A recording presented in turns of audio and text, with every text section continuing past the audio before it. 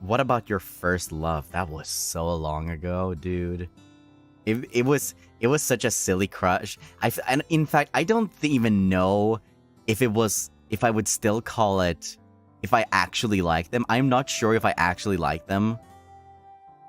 I think I just wanted to be like, don't people like start liking people around this age? Shouldn't I like someone? And then I just randomly picked out someone that I convinced myself that I fancied, and I still don't even think that I did, honestly. Is it Miku? No, Miku didn't exist at that point, I think. But yeah, I didn't even know, like, what you would do, like, because the only thing I knew about love and liking someone is what I saw in movies and TV shows. I didn't know anything about that. I didn't know how it felt. So I just sort of, like, gaslighted myself into thinking that I liked someone. Pretty much what I did. Naturally, like, it didn't go anywhere because I don't think still to this day, I don't think that I actually liked them. They were nice, don't get me wrong or anything. But I just felt like, oh, I should like someone, shouldn't I? So I just kind of forced myself. What about your real first crush? That was way later. That was way later. Is your first crush embarrassing? Nah, I mean, depends.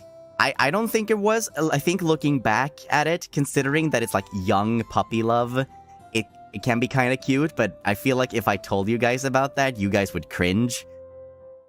Because it's one of those things whenever you hear, because I've been in that position, whenever people talk about like lovey-dovey stuff, it's just like, oh, that's so cute. God, when is it gonna be me? Don't be cringe, be free. We like cringe here. Okay.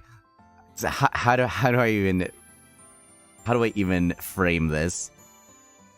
Okay, so my first actual crush. God, you guys are gonna laugh at me. My actual first crush.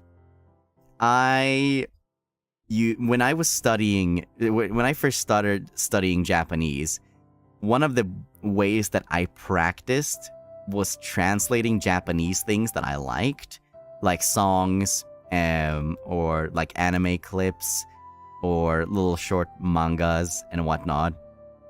And there was this one thing that I did where I translated a short clip from the Lucky Star OVA.